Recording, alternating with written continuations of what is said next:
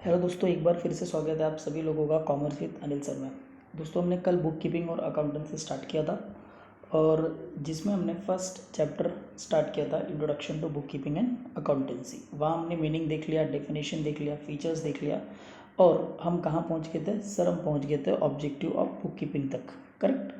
सो यहाँ पे पहला ऑब्जेक्टिव क्या था आपका? The main objective of book keeping is to keep complete accurate records of financial transaction in a systematic, orderly and logical manner.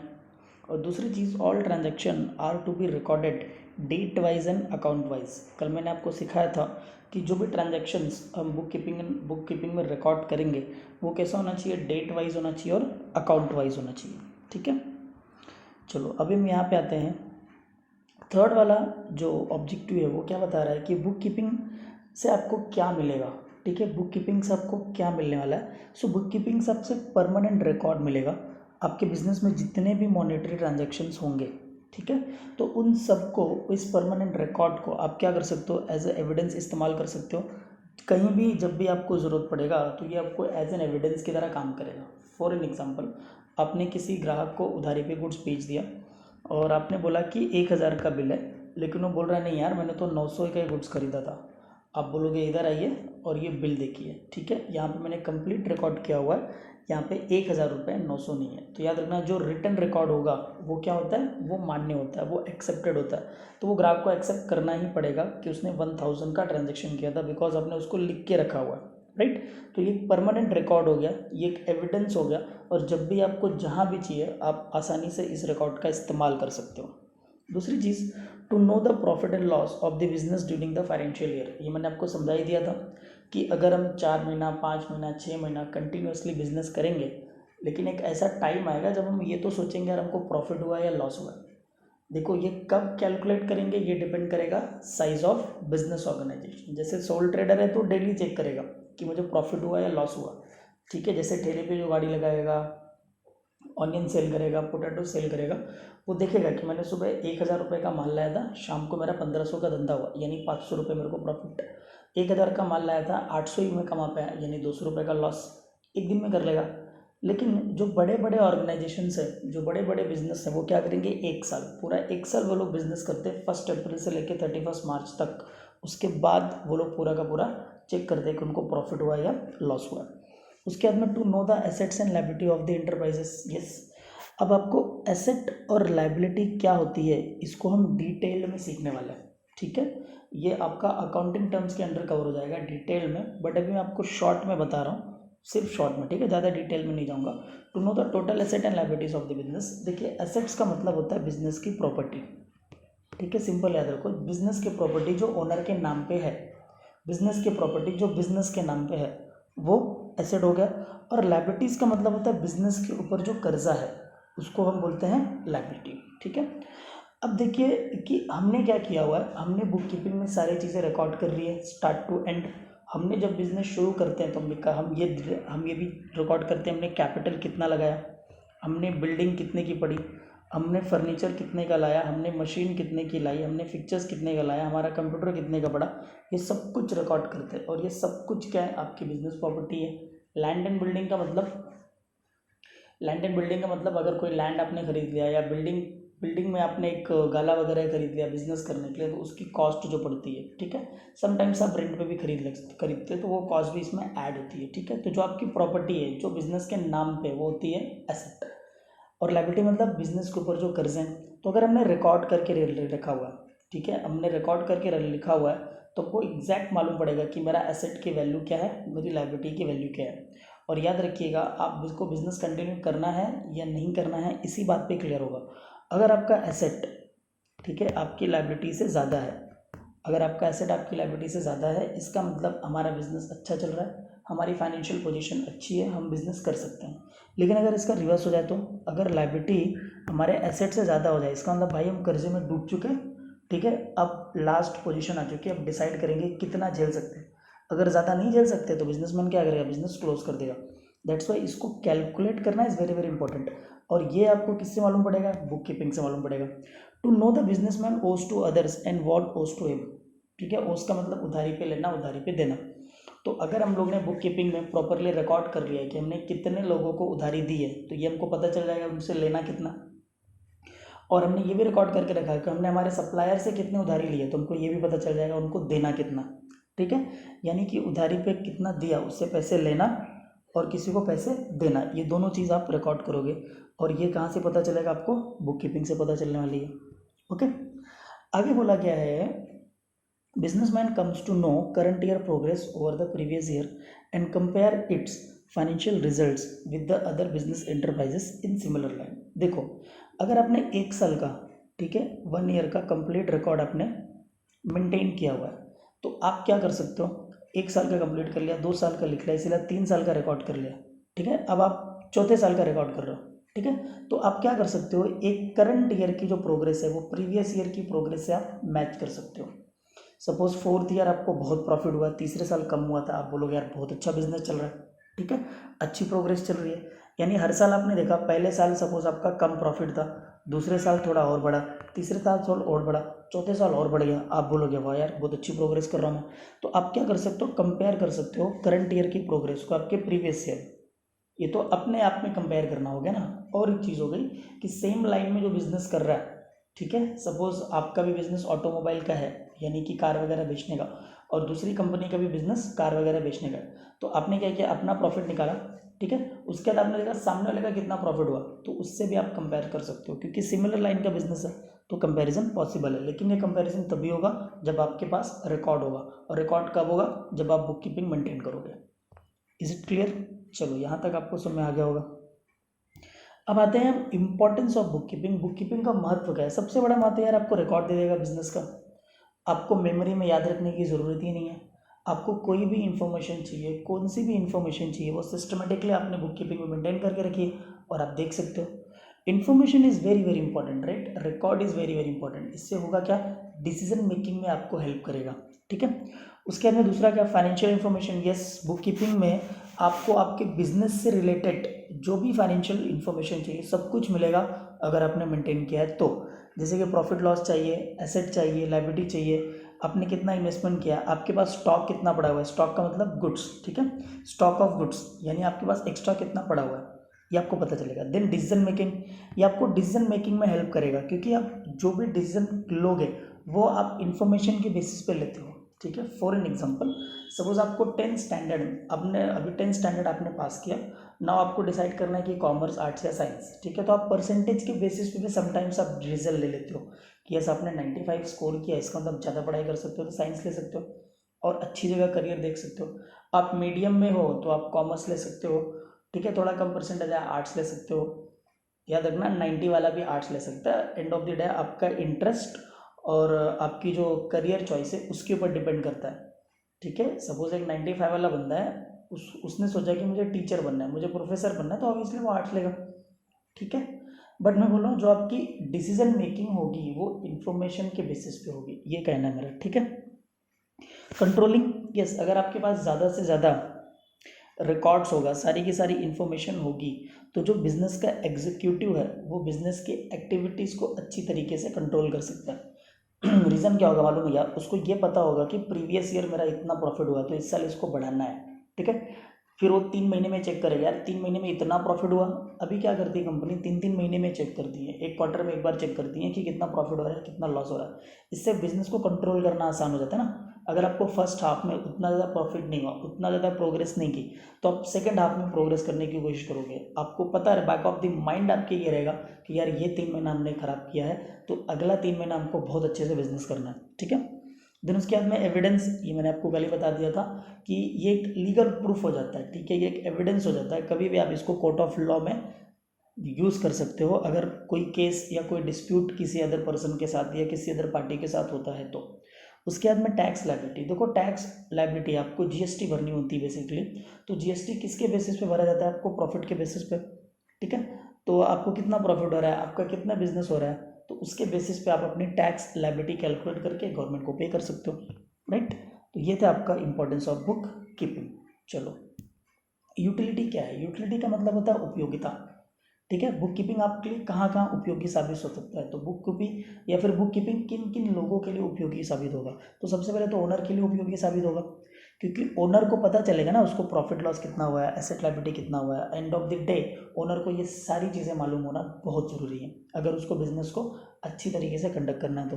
दूसरा management, कल ही मैंने आपको सिखाया था कि जब हम आ जाएंगे जॉइंट स्टॉक कंपनी पे, तो जैसे आप जॉइंट स्टॉक कंपनी पे आओगे तो आपका ओनर कौन हो जाएगा, शेयर होल्डर, और आपका मैनेजमेंट कौन हो जाएगा, बोर्ड ऑफ डायरेक्टर। तो बोर्ड ऑफ डायरेक्टर को भी तो पता चलना चाहिए ना कि कितना प्रॉफिट हुआ है, कितना लॉस हुआ है, कितनी एसेट बची है, कितनी लायबिलिटी हमको पेड ऑफ करनी है। इसके बेसिस पे वो अपना फैसला लेगा, ठीक है, और पूरी की पूरी बिजनेस एक्टिविटीज़ को कंट्रोल करेगा।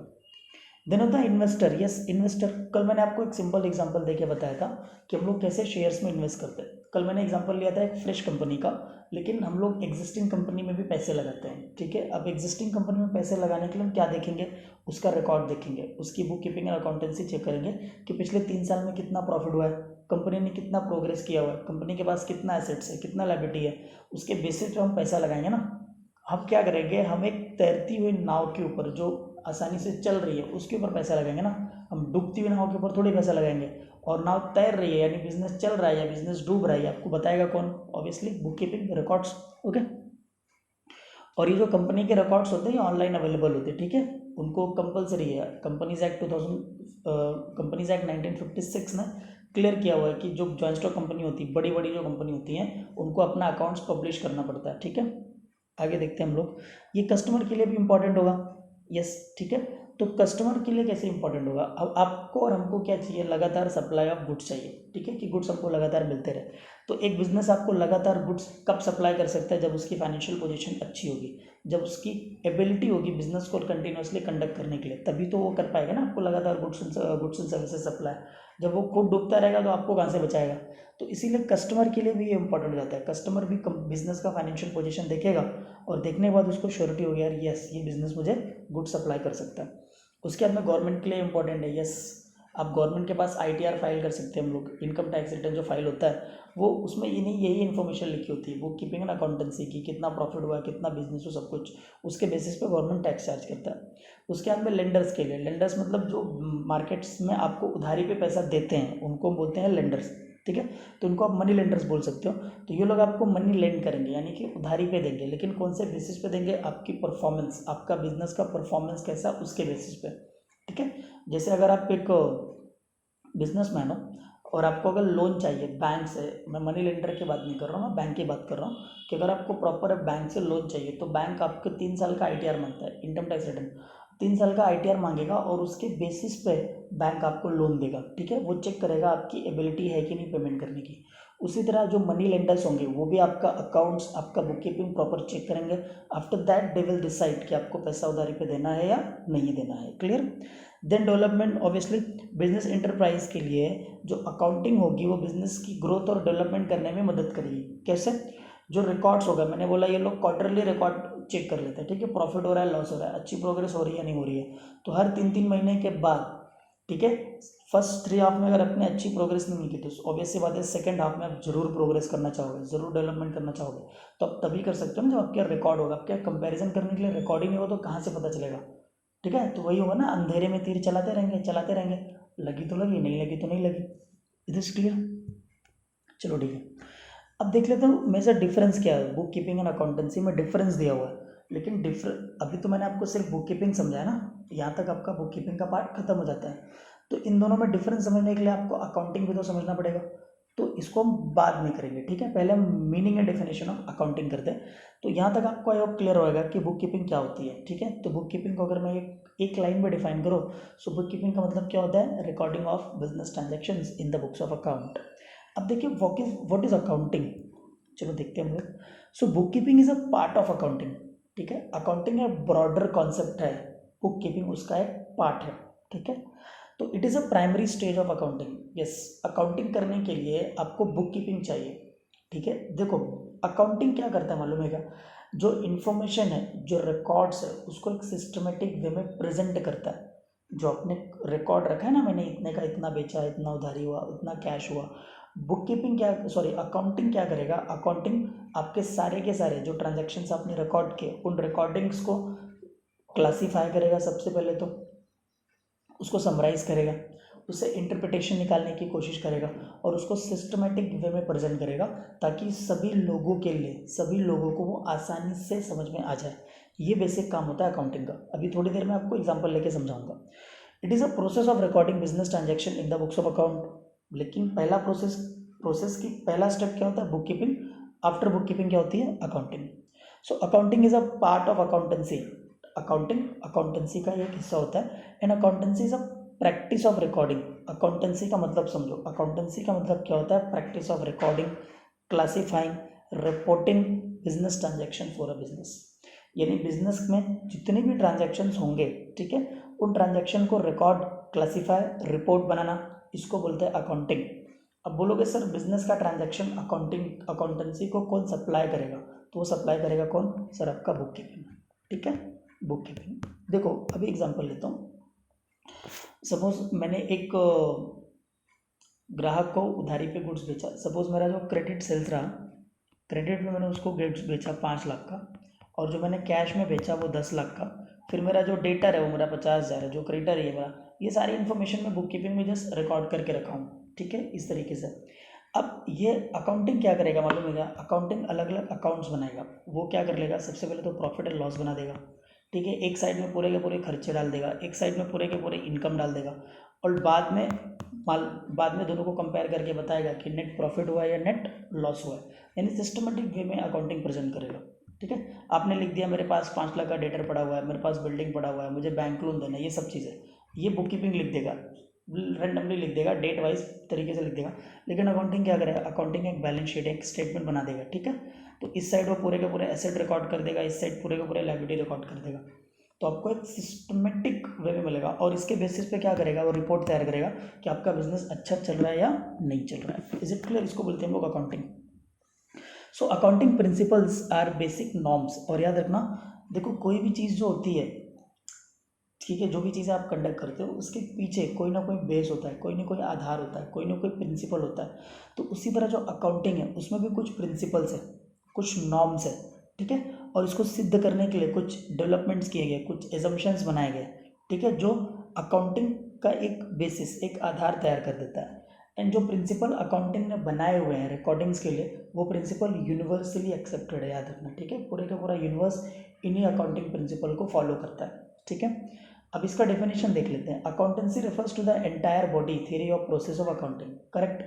ठीक है, उसके बाद में प्रोफेसर रॉबर्ट एंटनी ने बोला it is defined as nearly every business enterprise has to accounting system. Correct, हर एक बिजनेस एंटरप्राइज के पास अपना अकाउंटिंग सिस्टम होता है। इसका मतलब क्या होता है? कलेक्टिंग, रिकॉर्ड कलेक्ट करना, उसको समराइज करना, उसको एनालाइज करना, उस पर रिपोर्ट तैयार करना, मॉनेटरी टर्म्स में। हाँ, मॉनेटरी टर्म्स में किसका? जो भी बिजनेस ट्रांजैक्शन होंगे उनका। राइट, आई होप ये आपको समझ में आ गया।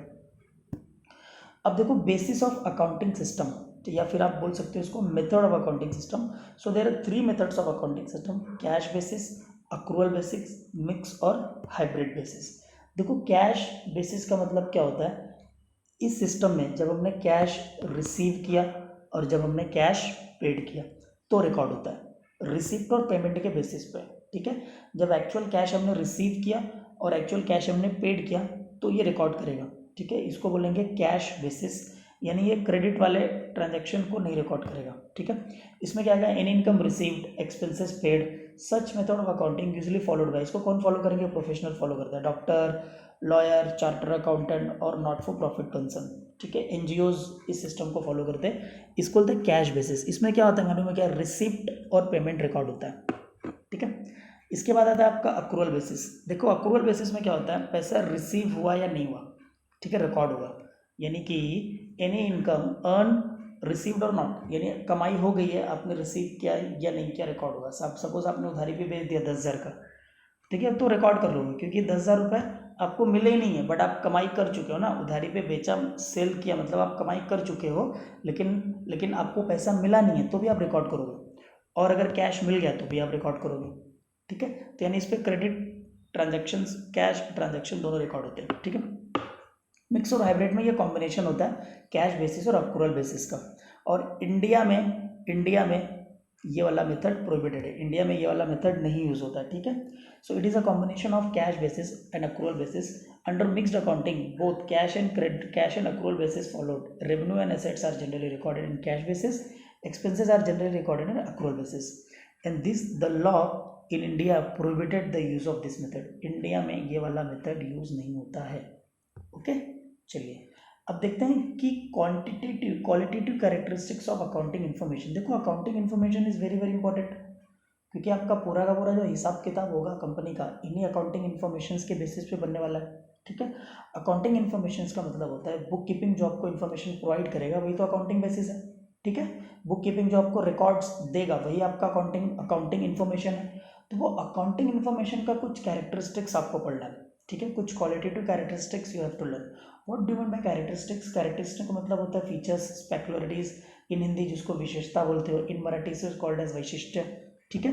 सो चलो हम देखते हैं कि आपके अकाउंटिंग इन्फॉर्मेशन की कैरेक्टरिस्टिक्स क्या होती है। तो पहला कैरेक्टर होता है reliability of your accounting information, यानी कि जो अकाउंटिंग इन्फॉर्मेशन आपको दी जा रही है वो रिलायबल होना चाहिए, ठीक है। रिलायबल मतलब जिस पर आप भरोसा कर सको। दूसरा रिलेवेंस होना चाहिए, रिलेटेड होना चाहिए। और तीसरा अंडरस्टैंडेबिलिटी, आपको इतनी आसान भाषा में लिख देना है कि कोई भी उसको समझ सके। और चौथा कंपैरेटिव, कंपैरिजन करना आना चाहिए, ठीक है। चलो एक को थोड़ा डिटेल में सीख लेते हैं। सो देखो reliability of your accounting information का मतलब होता है reliability is describe as one of the two primary qualities, relevance and reliability, yes, that make accounting information useful to the decision making. यानी आपके बिजनेस से रिलेवेंस होना चाहिए और आप इस पर भरोसा कर सकते हो, यानी रिटर्न रहेगा तो आप भरोसा करोगे ऑब्वियसली। आपका अकाउंट्स में अगर आपको डेट वाइज लिखा हुआ तो आप भरोसा करोगे ऑब्वियसली। तो reliable information required from the judgement and earning potential of the financial company and reliability differ from item to item. Yes, हर चीज़ की रिलायबिलिटी जो होती है वो अलग अलग होती है, ठीक है। Sometimes information presented annual report, ठीक है। जो इन्फॉर्मेशन आपको एनुअल रिपोर्ट में दी जाएगी वो अगर मैं अब भी दूंगा तो उससे ज़्यादा रिलेवेंस होगी। फॉर एग्जांपल देखो, information regarding the plant and machinery may be less reliable certain information about the current asset because difference uncertain realization. देखो क्या होता है, इसको एग्जांपल को अंडरस्टैंड करने के लिए आपको और डीप नॉलेज चाहिए, जो भी मैं आपको दूंगा नहीं, क्योंकि हम आगे ये सारी चीज़ें सीखने वाले हैं। यहाँ पे क्या बोला गया है कि प्लांट एंड मशीनरी में be less reliable than the information about the current affairs because different uncertain realization होता है। देखो क्या होता है, करंट अभी तो आपको एसेट नहीं मालूम है, तो करंट एसेट फिक्स एसेट्स कहाँ पे होता है इसको हम बाद में कर लेते हैं, ठीक है, क्योंकि मुझे बहुत टाइम लगेगा इसको आपको इन्फॉर्म क्योंकि मुझे एसेट बताना पड़ेगा, देन प्लांट एंड मशीनरी बताना पड़ेगा, देन आपको करंट एसेट बनाना पड़ेगा। ये हम लोग ये पैराग्राफ में आपको बाद में एक बार वापस से एक्सप्लेन कर दूंगा जब मैं एसेट लायबिलिटी पढ़ा के कंप्लीट करूंगा तो। Then relevance of accounting information, yes, जो भी अकाउंटिंग इन्फॉर्मेशन होनी चाहिए वो रिलेवेंट होनी चाहिए, ठीक है, वो रिलेवेंट होनी चाहिए, यानी कि जो भी इन्फॉर्मेशन होगा वो सब कुछ आपके लिए यूजफुल होना चाहिए, राइट। सो यहाँ पे क्या बोला गया है कि relevant accounting information must be capable of making difference in decision by helping users. जो इन चीज़ों को यूज़ करेंगे, ठीक है, इन अकाउंट्स का यूज़ करेंगे। देखो मैंने आपको बताया था कि इसको यूज़ कौन कौन करेगा, ओनर करेगा, ठीक है, लेंडर्स करेंगे, गवर्नमेंट करेगा, ठीक है। तो रिलेवेंट होना चाहिए इन सब के लिए इन्फॉर्मेशन, ठीक है, यही है इसका आंसर। नेक्स्ट है अंडरस्टैंडेबिलिटी, यस, आपको ये क्वालिटेटिव इन्फॉर्मेशन इस तरीके से लिखना है कि जितने भी लोगों के लिए ये हम जो भी लोग अकाउंटिंग का या अकाउंटिंग इन्फॉर्मेशन का यूज़ करेंगे उनको वो आसानी से समझ में आना चाहिए। बाद में कंपेरेटिवली, यस, ये आप कंपेरेटिव होना चाहिए, ये मैंने आपको बता दिया, ठीक है। चलो अब यहाँ से शुरू होती है बहुत ही इंपॉर्टेंट चीज़ जिसको बोलेंगे basic accounting terms. These are very very very very important, ठीक है। In order to have better understanding of accounting, it is necessary to know meanings of certain basic terms in accounting. And accounting is a versatile system which serve as a large number of purpose in modern business world. Hence, the following terminologies needs to be understand. Right? यानी कि जो accounting terms है ये ऐसे terms है जैसे कि आपको इंग्लिश पढ़ना है, ठीक है, तो इंग्लिश पढ़ने के लिए इंग्लिश की बेसिक टर्म्स आनी चाहिए, आपको उसकी ग्रामर आना चाहिए। अगर आपको इंग्लिश स्पोकन सीखना है तो आपको ग्रामर बहुत अच्छी तरीके आना चाहिए, ठीक है, कि नाउन क्या होता है, प्रोनाउन क्या होता है, टेंसेस क्या होते हैं, वुड कहाँ यूज़ करना है, शुड कहाँ यूज़ करना है, कुड कहाँ यूज़ करना है, ये सारी चीज़ें इंग्लिश को समझने के लिए चाहिए। उसी तरह आपको अकाउंट्स को अगर अंडरस्टैंड करना है, सो अकाउंट्स को अंडरस्टैंड करने के लिए आपको अकाउंटिंग टर्मिनोलॉजीज आनी चाहिए। तो पहला अकाउंटिंग टर्मिनोलॉजी है आपका transaction, okay. and we have two types of transaction: monetary transaction, non-monetary transaction. Under monetary transaction we have cash transaction, credit transaction, and non-monetary transaction we have barter system और barter transaction. ठीक है, चलो इसको detail में discuss करते हैं. सो transaction का मतलब क्या होता है? Exchange of goods and services between two person और पार्टीज फॉर मनी और money's worth is called as transaction. Simple सा मतलब बता दिया. गुड्स एंड सर्विसेज को एक्सचेंज करना दो से ज़्यादा लोगों के बीच में या फिर दो से ज़्यादा पार्टीज के बीच में, इसको बोलेंगे ट्रांजैक्शन. ठीक है, अभी देखो सपोज कि हम एक शॉप पे गए, ठीक है, और हमने शॉप पे एक नोटबुक परचेज की. ठीक है, शॉपकीपर ने हमको नोटबुक दिया और हमने उसको नोटबुक का 50 रुपये कॉस्ट पेड किया. It is called as transaction. ठीक है, क्योंकि देखो यहाँ पे दो पर्सन्स इन्वॉल्व थे, एक बायर और एक सेलर, यानी कि हम और शॉपकीपिंग वाला. और गुड्स क्या हुआ? एक्सचेंज हुआ. उसने क्या किया? हमको बुक दे दी और हमने इसको पैसा दे दिया. ठीक है, तो इसको बोलेंगे ये भी एक तरह का ट्रांजैक्शन हो गया. अभी देखो ये पार्टीज वर्ड कहाँ पे आता है? सपोज आपको फ्लैट खरीदना, तो वहाँ पे क्लाइंट बोला जाता है, पार्टी बोला जाता है. जो आपका बिल्डर होगा, ठीक है, बिल्डर ओनर होगा आपका, और आप बिल्डर के लिए क्या होगा? पार्टी हो गया. क्लाइंट्स को बोले यार इस पार्टी को इतना गुड्स देना है, इस पार्टी को इतना फ्लैट बेचना है, सॉरी. ठीक है, तो ट्रांजैक्शन का मतलब होता है exchange of goods and services between to persons और पार्टीज फॉर मनी और मनीज. ठीक है, चलो अब देखते हैं मॉनेटरी ट्रांजैक्शन. मॉनेटरी ट्रांजैक्शन क्या होता है? The transaction which involve exchange of money और मनीज पर डायरेक्टली इनडायरेक्टली. सिंपल सा मतलब है जिस ट्रांजैक्शन में पैसा इन्वॉल्व है वो होता है मॉनेटरी ट्रांजैक्शन. ठीक है, and you have to remember this कि only monetary transactions are recorded in the books of account. ठीक है, बुक्स ऑफ अकाउंट में हम सिर्फ और सिर्फ मॉनेटरी ट्रांजैक्शन ही रिकॉर्ड करते हैं. ठीक है, अब मॉनेटरी ट्रांजैक्शन में we have two types of transaction.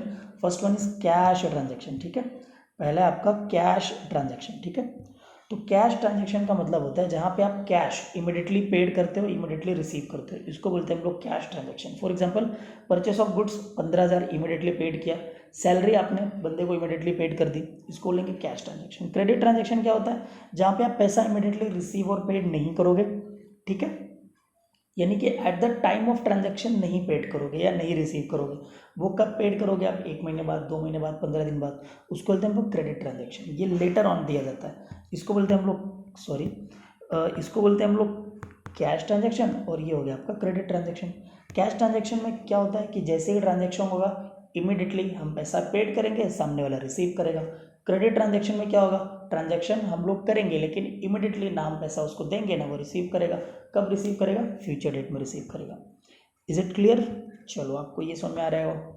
ठीक है, चलो आगे बढ़ते हैं. अभी दूसरा टर्म है आपका नॉन मॉनेटरी ट्रांजैक्शन. ट्रांजैक्शन का दूसरा type non monetary transaction. Non monetary transaction का मतलब होता है जिसमें पैसा इन्वॉल्व नहीं होता, डायरेक्टली इनडायरेक्टली. ठीक है, the transaction which does not involve any exchange of money and money's for directly और indirectly is called non monetary transaction. ठीक है, तो what is barter system? Barter system का मतलब होता है one thing against one thing, exchange of one thing against the another thing. It is called as barter system, या फिर one commodity. ठीक है, या फिर आप बोल सकते हो one commodity exchange for another commodity.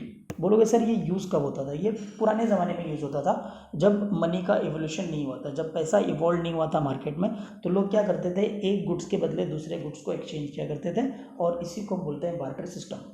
For an example, suppose एक फिशरमैन है. ठीक है, एक फिशरमैन है और एक फार्मर है. ठीक है, तो फिशरमैन के पास फिश है. ठीक है, फिश है, और फार्मर के पास राइस है, लेकिन दोनों के पास पैसा नहीं है क्योंकि उस वक्त मनी का इवोल्यूशन ही नहीं हुआ था. कॉमन मीडियम ऑफ एक्सचेंज उस वक्त था ही नहीं. ठीक है, तो अब इसके पास फिश है और फिशरमैन को चाहिए राइस, तो वो कहाँ जाएगा? फार्मर के पास. फार्मर को बोलता है भाई साहब आप एक काम करो, ये फ़िश आप ले लो 5 फिश, इसके बदले मुझे 1 kg राइस दे दो. फार्मर बोलता है ठीक है यार, आज मैं तो मच्छी भात बना के खाऊंगा. तो इसको बोलते थे हम लोग बार्टर सिस्टम. यहाँ पे क्या होता था? One commodity exchange for another commodity. Okay, चलिए अब आते हैं हम लोग एंट्री. एंट्री का मतलब क्या होता है? Recording of business transactions in the proper form और a method in the books of account. It is called as entry. यानी कि जो बिजनेस का ट्रांजैक्शन हुआ है उसको प्रॉपर फॉर्म और प्रॉपर मेथड से रिकॉर्ड करना, इसको बोलते हैं हम लोग एंट्री. ठीक है, तो अब बोलोगे सर इसका प्रॉपर मेथड और प्रॉपर फॉर्म क्या है? Sir double entry.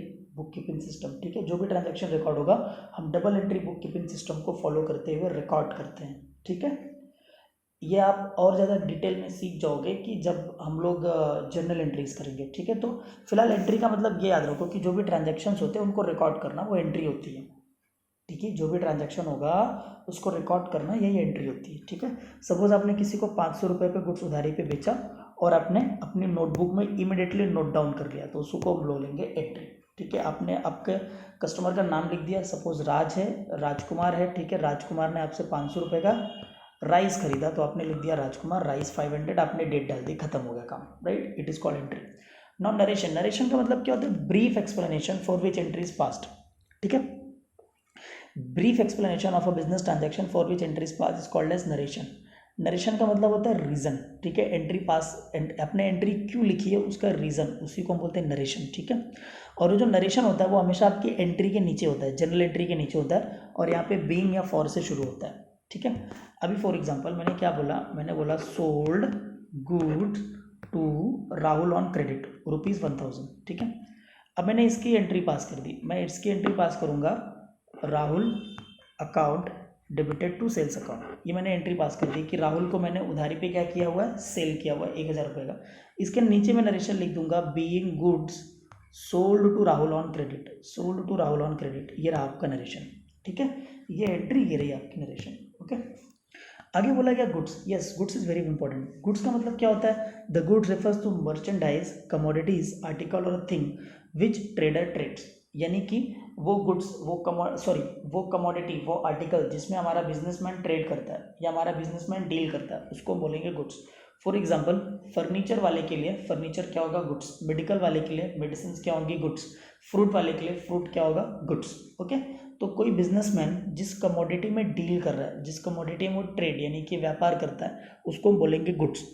अब देखो गुड्स आप दो तरीके से हासिल कर सकते हो, पहला या तो परचेज करोगे या तो मैन्युफैक्चर करोगे। मैंने आपको बोला था दो तरीके से बिजनेस हो सकता है। पहला तरीका मैंने आपको क्या समझाया था कि आप क्या करोगे, बना बनाया गुड्स बेचोगे, ठीक है। तो वो आपके लिए क्या कहलाएगा, वो भी आपके लिए गुड्स है। और दूसरा तरीका क्या होता है, आप बना के गुड्स बेचो, ठीक है। होलसेलर क्या करता है, होलसेलर रेडीमेड गुड्स लाता है और उसको बेचता है रिटेलर्स को, रिटेलर कस्टमर को। लेकिन मैन्युफैक्चरर गुड्स बनाता है, लेकिन तीनों ही क्या होते हैं? Business, okay. अभी देखो medicines are goods for chemist, correct है। Vegetables are goods for vegetable vendor, correct है। उसके अलावा parts of tyre, engine, gear box, cable produce, ये सब मैन्युफैक्चरर के लिए ये सब गुड्स है। बजाज ऑटो, हीरो मोटर्स, ठीक है। चलो आगे बढ़ते हैं हम लोग। अब आगे बोला गया है कैपिटल एंड ड्राइंग्स, ठीक है। ड्राइंग्स का मतलब जो चित्र आप बनाते हो ना, ड्राइंग करते हो, वो ड्राइंग नहीं, यहाँ पे अलग मतलब है, ठीक है। Now what do you mean by capital? Capital का मतलब होता है total amount invested into business by the owner is called as capital. आपको बिजनेस की शुरुआत में जो पैसा लगाना पड़ता है बिजनेस को शुरू करने के लिए, वो आपका कैपिटल कहलाता है। तो सर बोलेंगे क्या बाद में कैपिटल नहीं लगाएंगे? लगाएंगे, और उसको क्या बोलेंगे? एडिशनल कैपिटल, ठीक है। यानी ड्यूरिंग द बिजनेस आप और कैपिटल इन्वेस्ट करते हो तो होता है एडिशनल कैपिटल, और बिजनेस शुरू करने के टाइम में जो आप पैसा लगाते हो दैट इज योर कैपिटल, ठीक है। तो कैपिटल क्या होता है? Excess of assets over the liabilities, यानी कि आपका एसेट आपकी लायबिलिटी से जितना ज़्यादा होगा ये आपके लिए क्या कहलाएगा? कैपिटल कहलाएगा, ठीक है। तो कैपिटल का डेफिनेशन, कैपिटल का फॉर्मूला ये याद रखना, ये काम आएगा अभी आपको। इसका मीनिंग मैं समझाऊंगा लेटर ऑन। तो capital is equal to asset minus liabilities, ठीक है। Capital is equal to asset minus liabilities, यानी एसेट में से माइनस कर दिया आपने लायबिलिटीज को, तो वो आपका कैपिटल होता है। और ये एक भी चीज़ याद रखना, capital is a liability for the business, ये भी बात याद रखना। ये मैं आपको तब सिखाऊंगा कैपिटल लायबिलिटी क्यों है, इसके पीछे वही एक रीज़न है, क्योंकि कैपिटल तो जो पैसा इन्वेस्ट करते हैं वो होता है, but why it is liability तो बताऊंगा इसको क्यों होता है ऐसा, right. So capital is a liability of enterprises, an amount is payable to the business enterprises to the owner at the time of closure of the business, right. फिलहाल आपको इसमें एक ही चीज़ याद रखना कि व्हाट इज कैपिटल। कैपिटल का मतलब जो टोटल पैसा इन्वेस्ट करेगा बिजनेसमैन वो कैपिटल है, और ये याद रखना आप लोग, capital is equal to asset minus liabilities. Then now what is drawings? देखो ड्राइंग्स का मतलब क्या होता है, जब बिजनेस का मालिक, जब बिजनेस का ओनर बिजनेस में से कोई गुड्स निकाले, कोई कैश निकाले या एसेट निकाले, क्यों? पर्सनल यूज़ करने के लिए, तो उसको बोलेंगे ड्राइंग्स। यानी कि when owner of the business withdrawn any cash, any goods, any asset from his business for his personal purpose, it is called as drawings. Personal purpose भी आपको बोल सकता है क्वेश्चन में, प्राइवेट यूज़ भी आपको बोल सकता है और डोमेस्टिक यूज़ भी बोल सकता है, ठीक है। तीनों बोले इसका मतलब क्या होता है, ड्राइंग्स ही होता है। Is it clear? For example, a proprietor page college fees of his son and page from his medical expenses mobile bill from the business. ये बिजनेस का पैसा अपने बेटे की फीस देने के लिए यूज़ कर रहा है, अपने घर का मेडिकल खर्चा चलाने के लिए दे रहा है, अपना पर्सनल मोबाइल बिल यूज़ करने के लिए दे रहा है, उसको हम बोलेंगे drawings. Okay, move on the next which is called as debtor and creditor. देखो बच्चा लोग, सिंपल सा याद रखो, डेटर का मतलब होता है जिस बंदे को बिजनेस उधारी पे गुड्स बेचेगा वो बिजनेस का डेटर, यानी कि कस्टमर, क्योंकि उधारी हम किसको बेचते हैं, कस्टमर को ही बेचते हैं, ठीक है। तो बिजनेस कस्टमर को उधारी पे गुड्स बेचेगा, तो वो कस्टमर जिसको उधारी पे गुड्स बेचा गया वो डेटर है, जिसको कैश पे बेचा गया वो डेटर नहीं है, जिसको उधारी पे गुड्स बेचा गया वो डेटर है, सिंपल, ठीक है। A person who has to pay to the business, एक ऐसा पर्सन जिसको बिजनेस को पैसे देने पड़ेंगे for getting goods and services on credit is called as debtor, right. Sorry, और ये होगा कौन? सिंपल सी बात है, हमारा कस्टमर ही होगा ना, क्योंकि हम कस्टमर को ही तो उधारी पे गुड्स बेचेंगे। तो सिंपल याद रखना, थोड़ा सा और क्लेरिफाई कर देता हूँ, एक ऐसा पर्सन जिसको हम उधारी पे गुड्स बेचेंगे और बिजनेस को उससे पैसा रिसीव करना होगा वो डेटर होगा। इन शॉर्ट वो क्या करेगा, बिजनेस को पेमेंट करेगा, तो वो डेटर हो गया, ठीक है। तो a person who has to pay, एक ऐसा पर्सन जिसको बिजनेस को पे करना पड़ेगा for what, getting in goods and services on credit is called as debtor, खत्म। A debtor is a person who owes money to the business. अब आगे आते हैं हम लोग क्रेडिटर, यानी बिजनेस से उधारी पे लेता है, ठीक है। क्रेडिटर वो पर्सन होता है जिससे बिजनेस उधारी पे खरीदेगा, यानी कि सप्लायर, ठीक है। बिजनेस किससे उधारी पे गुड्स खरीदता है, अपने सप्लायर से। जैसे होलसेलर है तो होलसेलर का सप्लायर कौन होगा, मैन्युफैक्चरर। अगर होलसेलर ने मैन्युफैक्चरर से उधारी पे गुड्स खरीदा तो मैन्युफैक्चरर हमारे लिए क्या होगा, क्रेडिटर। उसी तरह रिटेलर होलसेलर से खरीदता है, राइट। तो होलसेलर ने, अगर रिटेलर ने होलसेलर से उधारी पे गुड्स खरीदा तो ये क्या हो गया आपके लिए, creditor. A person to whom, एक ऐसा पर्सन जैसे जिसको बिजनेस पे करेगा, जिससे बिजनेस लेगा वो डेटर है, सिंपल याद रखना, और जिसको बिजनेस देगा वो क्रेडिटर है। तो a person whom business has to pay getting goods and services on credit is called as creditor. A creditor is a person whom business owes money, जिससे बिजनेस उधारी पे गुड्स लेगा, राइट। नेक्स्ट वन आता है आपका bad debts. Sorry, next one आएगा आपका bad debts. देखो बैड डेट्स का मतलब होता है irrecoverable amount from the debtor is called as bad debts, और याद रखना ये रेवेन्यू लॉस होता है बिजनेस के लिए, ठीक है। अभी फॉर एग्जाम्पल हमने राम को उधारी पे गुड्स बेच दिया 4,000 में, ठीक है। Sold goods to Ram on credit ₹4,000, sold goods to Ram on credit ₹4,000, हमने उधारी पे बेचा। ये बंदा भाग गया, गांव चला गया, पैसा लगे, तो क्या उससे वसूलने जाओगे आप लोग, गांव में पहुंचोगे? नो, उतना तो खर्चा हो जाएगा आपका, और ढूंढोगे कहाँ पे? तो मतलब क्या हो गया, ये बैड डेट्स हो गया, ये रिकवर नहीं होगा। तो जो पैसा डेटर से रिकवर नहीं होता वो उसको हम कहते हैं क्या, बैड डेट्स, ठीक है। सपोज आपने किसी ऐसे पर्सन को उधारी दे दिया, बाद में वो कंगाल हो गया, उसके पास कुछ पैसा ही नहीं बचा, वो इंसॉल्वेंट हो गया, तो भी उससे आप पैसा रिकवर कर पाओगे नहीं, तो उसको बोलते हैं बैड डेट्स, यानी कि irrecoverable loss from the debtor is called as bad debts, clear. और एक चीज़ होता है डाउटफुल डेट्स, ठीक है। डाउटफुल डेट का मतलब होता है आपने किसी डेटर को उधारी पे गुड्स बेचा, सपोज आपने शाम को उधारी पे गुड्स बेचा, और शाम क्या कर रहा है, फिर उधारी पे लेने के टाइम पे शाम ने बोला था यार 1 हफ्ते बाद पक्का आपको पे कर दूंगा, ठीक है। उसके बाद वो आपके फ़ोन कॉल्स नहीं उठा रहा है, आपको देख के ही फिर इधर उधर कर रहा है, ठीक है, दुकान पे आना बंद कर दिया, तो आपको डाउट आ रहा है उसकी नीयत पे, यार ये पैसे देगा या नहीं देगा, मेरा 1,000 रुपये रिकवर होगा नहीं होगा, इसको बोलते हैं डाउटफुल डेट, यानी ऐसा पैसा जिस पे आपको डाउट हो रिकवर होगा या नहीं होगा, उसको बोलेंगे डाउटफुल डेट। जो कंफर्म हो गया, ठीक है, कोई वेटिंग नहीं है, 101% कंफर्म हो गया ये रिकवर होगा ही नहीं, उसको बोलेंगे bad debts, okay. I hope यहाँ तक आपको क्लियर हुआ रहेगा। अब आगे हम आते हैं एक्सपेंडिचर और टाइप्स ऑफ एक्सपेंडिचर। देखो एक्सपेंडिचर का मतलब होता है स्पेंड करना, पैसे खर्च करना, ठीक है। तो an amount of spend by the business for any consideration receive by the business is called expenditure. तो what do you mean by consideration?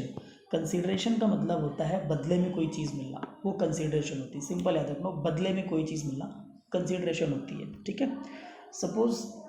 Suppose आप दुकान पे गए, आपने उसको 5 रुपये दिया और आपने उसको बोला चॉकलेट दे दो, तो ये आपके 5 रुपये के बदले में आपको क्या मिला, ये चॉकलेट मिला, तो ये कंसिडरेशन है, ठीक है।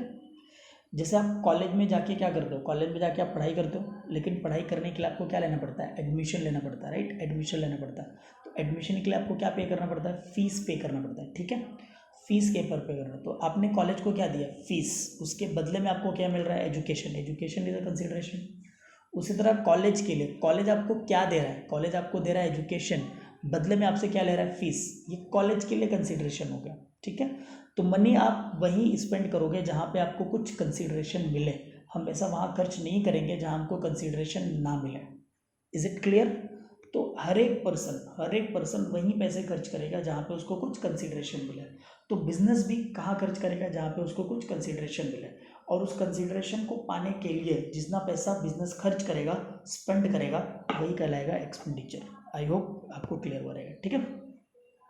अब बिजनेस में बेसिकली 3 टाइप का एक्सपेंडिचर होता है, एक होता है कैपिटल एक्सपेंडिचर, एक होता है रेवेन्यू एक्सपेंडिचर, और एक होता है डेफर्ड रेवेन्यू एक्सपेंडिचर। तो चलिए हम देखते हैं कि what is capital expenditure.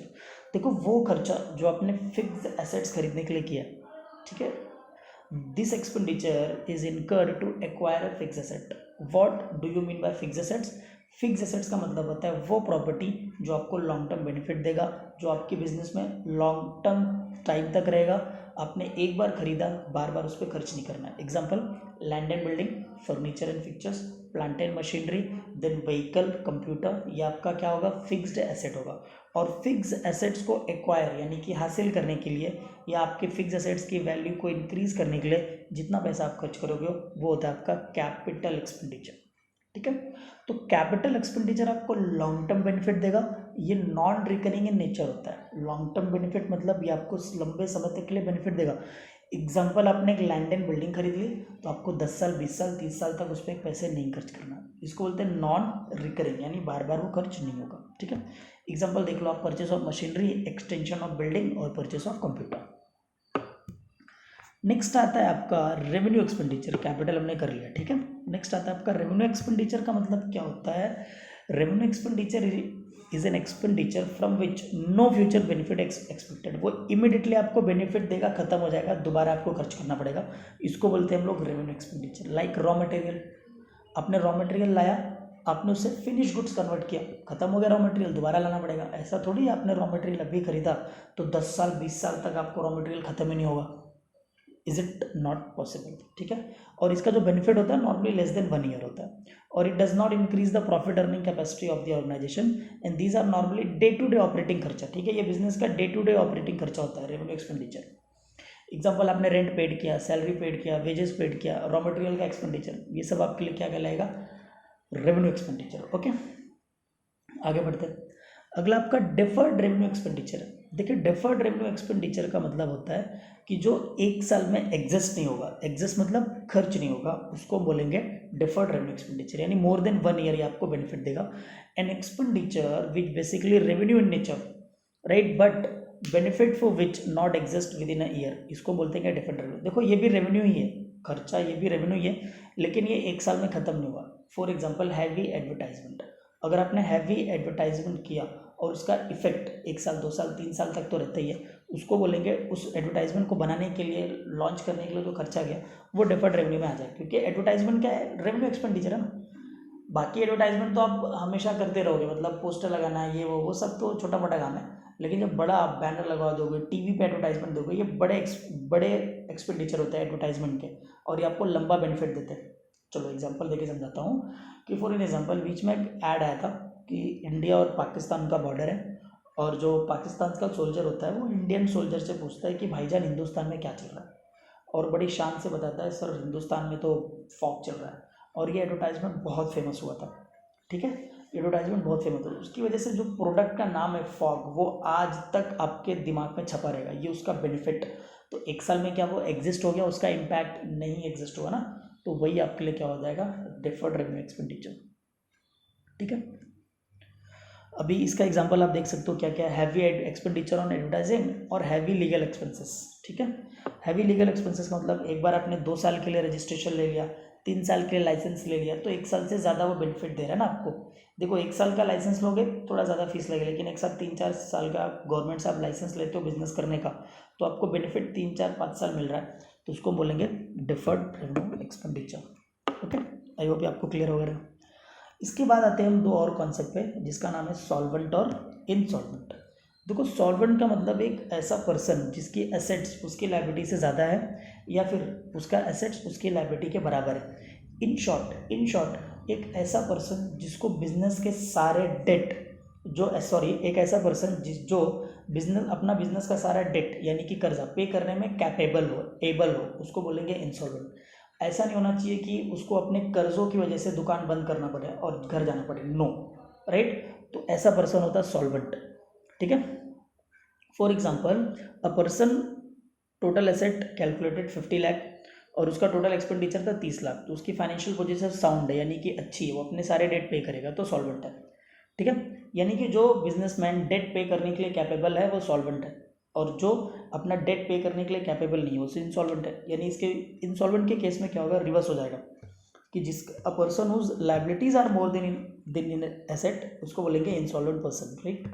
Such persons liabilities are more than his assets, okay. तो अ पर्सन टोटल प्रॉपर्टी, देखो तो उसकी बिजनेस प्रॉपर्टी 20 लाख, लेकिन उसके ऊपर कर्जा है 50 लाख, तो उसके पास पोजीशन नहीं है, कोई सोर्स नहीं है कि वो पूरा का पूरा बिजनेस का कर्जा पे करेगा, तो इंसॉल्वेंट, वो कंगाल हो जाएगा, इसको बोलते हैं इंसॉल्वेंट, ठीक है। इसका एक एग्जांपल मैं देता हूँ, अगर पुरानी मूवी का एग्जांपल है, अगर किसी ने मूवी देखी होगी तो समझ में आएगा, नहीं देखी होगी तो कोई बात नहीं, ठीक है। आई थिंक मूवी का नाम मुझे नहीं याद आ रहा है यार, मूवी का नाम एक राजेश खन्ना और गोविंदा की मूवी है, ठीक है। राजेश खन्ना और गोविंदा की मूवी है। उसमें होता क्या है कि राजेश खन्ना जो होता है वो बहुत मतलब बिजनेसमैन होता है, लेकिन वो एक कॉन्ट्रैक्ट ले लेता है और उस कॉन्ट्रैक्ट को पूरा करने के लिए अपनी सारी चीज़ें वो गिरवी रख देता है, ठीक है। लेकिन एंड में क्या होता है कि उसकी फैक्ट्री में आग लग जाती है, पूरा का पूरा वो बर्बाद हो जाता है। तो जिन लोगों से उसने कर्जे लिए थे, ठीक है, वो लोग उसका घर, गाड़ी, सब कुछ ले लेते हैं, एंड में उसके पास कुछ नहीं बचता। पहले क्या था, जब उसने कॉन्ट्रैक्ट लिया था तो फैक्ट्री थी उसके पास, प्रॉपर्टी थी उसके पास, उसका एसेट उसकी लायबिलिटी से ज़्यादा था। लेकिन जब फैक्ट्री में आग लग गई तो कुछ बचा ही नहीं। अब क्या हो गया, उसकी लायबिलिटीज उसके एसेट से ज़्यादा हो गई, दैट्स व्हाई वो इंसॉल्वेंट हो गया, ठीक है। ये लॉजिक मैंने रखा। चलो आगे जाते हैं हम लोग। अकाउंटिंग ईयर, ये मैंने आपको स्टार्टिंग में सिखा दिया था। अकाउंटिंग क्या होता है, 12 महीने का पीरियड होता है जिसके बीच की जितने भी ट्रांजेक्शन्स होंगे हम लोग बुक्स ऑफ अकाउंट में रिकॉर्ड करते हैं, उसको हम बोलते हैं अकाउंटिंग ईयर, ठीक है। और ये इंडिया में कब से कब एक्सेप्टेड है सर, ये इंडिया में 1 अप्रैल से लेकर 31 मार्च तक काउंट किया जाता है। ये होता है आपका अकाउंटिंग ईयर। तो आप याद रखिएगा 2 ईयर होता है, ठीक है, 2 ईयर होता है। एक होता है आपका अकाउंटिंग ईयर, ठीक है, और एक होता है आपका कैलेंडर ईयर। तो बिजनेस जो होता है वो कैलेंडर ईयर नहीं फॉलो करता, ठीक है, जनवरी टू दिसंबर हम नहीं फॉलो करते, हम अप्रैल टू मार्च फॉलो करते हैं, ओके। चलिए आगे जाते हैं हम लोग। आगे बोला गया trading concern and not for profit concern. देखो, जो कभी भी कोई भी बंदा जब बिजनेस स्टार्ट करता है, ठीक है, अगर उसकी टेंडेंसी ये हो उसको सिर्फ और सिर्फ प्रॉफिट कमाना है, दैट्स इट, बाकी चीज़ों से कोई मतलब नहीं, उसको बोलेंगे ट्रेडिंग कंसर्न, ठीक है। A business concern establish with the objective of earning profit by selling goods, इसको हम बोलेंगे trading concern. It is called as commercial organisation या फिर प्रॉफिट मेकिंग ऑर्गेनाइजेशन। याद रखना, ट्रेडिंग ऑर्गेनाइजेशन को ही आप कमर्शियल और प्रॉफिट मेकिंग ऑर्गेनाइजेशन कहते हो। यानी कि इनका मेन ऑब्जेक्टिव यानी कि इनका प्राइमरी ऑब्जेक्टिव होता है, चलिए सिंपल बताता हूँ, एक ऐसा बिजनेस जिसका प्राइमरी ऑब्जेक्टिव हो प्रॉफिट कमाना, सेकेंडरी ऑब्जेक्टिव हो सर्विस प्रोवाइड करना, यानी P is equal to P, S is equal to S। तो ये क्या होगा, प्रॉफिट मेकिंग ऑर्गेनाइजेशन या ट्रेडिंग ऑर्गेनाइजेशन, राइट, जिसका मेन प्रायोरिटी प्रॉफिट कमाना है, सेकेंडरी ऑब्जेक्टिव सर्विसेज देना है, ठीक है। ये नॉट फॉर प्रॉफिट क्या होता है, जिसका प्राइमरी ऑब्जेक्टिव सर्विसेज देना, क्रॉस हो जाता है, ठीक है, और सेकेंडरी ऑब्जेक्टिव प्रॉफिट कमाना, या प्रॉफिट नहीं भी मिले तो भी चलेगा, इसको बोलते हैं नॉट प्रॉफिट मेकिंग कंसर्न। तो आप देख सकते हो जितने भी कमर्शियल ऑर्गेनाइजेशन है वो सब प्रॉफिट मेकिंग ऑर्गेनाइजेशन है। And not for profit making organisation establish for profit making but for rendering services to the society, ठीक है। इसमें कुछ चीज़ें प्रमोट करने के लिए हम करते हैं, आर्ट, साइंस, स्पोर्ट्स, कल्चर, जैसे कि गवर्नमेंट के हॉस्पिटल्स हो गए, गवर्नमेंट के स्पोर्ट्स क्लब हो गए, गवर्नमेंट के स्कूल्स हो गए, ये सब क्या है, नॉट प्रॉफिट कंसर्न है। गवर्नमेंट खुद एक नॉट प्रॉफिट कंसर्न होती है इंडिया में, ये याद रखना, ठीक है। चलिए आगे बढ़ते हैं। अगला जो आपका टर्म है उसको बोलते हैं गुडविल, ठीक है, गुडविल। देखो, गुडविल का सिंपल सा मतलब होता है name, fame and reputation of the firm. ये वो एसेट होता है जो दिखाई नहीं देता लेकिन होता है, right, it is intangible asset. Goodwill को हम इंटेंजिबल एसेट बोलते हैं। तो goodwill is a reputation of the business expected in the terms of money and goodwill is an intangible asset. Intangible का मतलब होता है ऐसा एसेट जिसको आप देख नहीं सकते बट वो महसूस कर सकते हो। फॉर एन एग्जाम्पल, जैसे कि आदमी बोलो कि यार मुझे एक मोबाइल खरीदना है, आप सजेस्ट करोगे सर रियलमी का ले लो, सर सैमसंग का ले लो, ठीक है सर, रिलायंस कोई और कंपनी का ले लो। आप बोलोगे सर वैसे यूज़ करना तो जियो का ले लोगे। तो आप क्यों बोलते मालूम है? क्योंकि उसका गुडविल आपके माइंड में है, उसका आपका अच्छा इंप्रेशन आपके माइंड में है, तो उसको हम बोलते हैं गुडविल। और गुडविल कमाया जाता है। गुडविल कैसे कमाया जाता है? गुडविल कमाया जाता है सर मेहनत करके, कस्टमर को थ्रू आउट देर सेटिस्फाई करके, ठीक है, कस्टमर को चीट नहीं करना है, बिजनेस को प्रॉपर, बिजनेस के जो भी एथिक्स होते हैं, एथिकल बिजनेस करके आप गुडविल कमाते हो। सिंपल सा मतलब होता है एथिकल बिजनेस करके आप गुडविल कमा सकते हो, ठीक है। तो फॉर एन एग्जाम्पल, चलो और एक एग्जाम्पल लेता हूँ कि जैसे आप देखोगे शुरू में डीमार्ट आया, ठीक है, डीमार्ट एक बिजनेस आया। इसके पहले होता था आपका मॉल्स के अंदर होता ना बिग बाज़ार, हाँ बिग बाज़ार था। उसके बाद क्या आया? डीमार्ट आया, ठीक है। तो डीमार्ट एक कॉन्सेप्ट के साथ आया था, और डीमार्ट का कॉन्सेप्ट क्या था मालूम है क्या? अंडर द वन रूफ आपको सब कुछ मिलेगा, वो आपको रीजनेबल रेट पे मिलेगा, ठीक है। तो कंज्यूमर को देखो, कंज्यूमर को क्या चाहिए? कंज्यूमर को टाइम बचाना है और पैसा बचाना है, और डीमार्ट में दोनों चीज़ें आप सेव करते हो। कैसे बोलोगे कैसे? क्योंकि डीमार्ट क्या करता है, एक साथ बहुत सारे प्रोडक्ट को परचेज करता है मैन्युफैक्चरर से डायरेक्टली, तो उसमें होलसेलर तो होता नहीं, ये तो आपको पता है, ये रिटेलर है, डीमार्ट रिटेलिंग शॉप है, तो वो सीधा मैन्युफैक्चरर से खरीदेगा तो उसको सस्ता पड़ेगा, ठीक है। तो सस्ता पड़ेगा तो रिटेल के रेट में अपने कस्टमर को प्रोवाइड कर सकता है। जिस भाव में होलसेलर रिटेलर को देगा, उस भाव में डीमार्ट सीधा सीधा किसको देगा? कस्टमर्स को देगा, करेक्ट। और दूसरी चीज़, एक जगह आपको जाना है, एसी में आराम से शॉपिंग करना है, जो कुछ चाहिए सब कुछ, आपका टाइम बचा, आपका पैसा मिला, आपका पैसा बचा, ये रहा डीमार्ट। तो डीमार्ट ने क्या किया? किसी कस्टमर को अब तक चीट नहीं किया, कुछ नहीं, राइट, क्वालिटी प्रोडक्ट वो मेंटेन कर रहा है। तो इसीलिए देखोगे आप जो डीमार्ट है वो लगातार बढ़ रहा है। अब आप बोलो मैं आपको सजेशन करना होगा शॉपिंग कहाँ करोगे, बोलो यार डीमार्ट में जाके कर लो, सस्ता पड़ जाएगा, अच्छा पड़ जाएगा। तो ये 4 साल 5 साल 6 साल बाद, ये 1 साल में थोड़ी हुआ, 2 साल 3 साल 4 साल टाइम लगा। गुडविल इसको बोलते हैं हम लोग, गुडविल। यानी जो रेपुटेशन अर्न करता है business over a period of time, वही रेपुटेशन, वही स्टेटस उसका गुडविल होता है। और इसको बिजनेस ना पैसे के टर्म में मेजर करता है, ठीक है। चलो आई होप आपको यहाँ तक क्लियर हुआ होगा, ठीक है। तो आज का जो लेक्चर है मैं यहाँ पे समअप कर रहा हूँ, यहाँ पे ख़त्म कर रहा हूँ। जितने भी मैंने आपको टॉपिक सिखाए, that they are the very very important topics. और अकाउंटिंग टर्म्स बच्चा लोग आपको बुक में लिख के लेना है, okay guys, you have to note down this accounting terms. आपको अकाउंटिंग सम नोटबुक में लिखना है with example, they are the very very very important, ठीक है। ट्रांजैक्शन, देन मैंने आपको सिखाया what is solvent, what is insolvent, then मैंने आपको सिखाया कि डेटर क्रेडिटर, देन मैंने टाइप्स ऑफ एक्सपेंडिचर, देन मैंने आपको सिखाया capital, goodwill, entry, narration, goods. ये आपको रट्टा होना चाहिए, इनका मतलब रट्टा होना चाहिए, ठीक है। अगले लेक्चर में हम करेंगे प्रॉफिट क्या होता है, लॉस क्या होता है, एसेट क्या होता है, लाइबिलिटी क्या होती है। तो नेक्स्ट वाला lecture is very very important. ये वाला भी इंपॉर्टेंट था, नेक्स्ट वाला भी वेरी वेरी इंपॉर्टेंट है, ओके।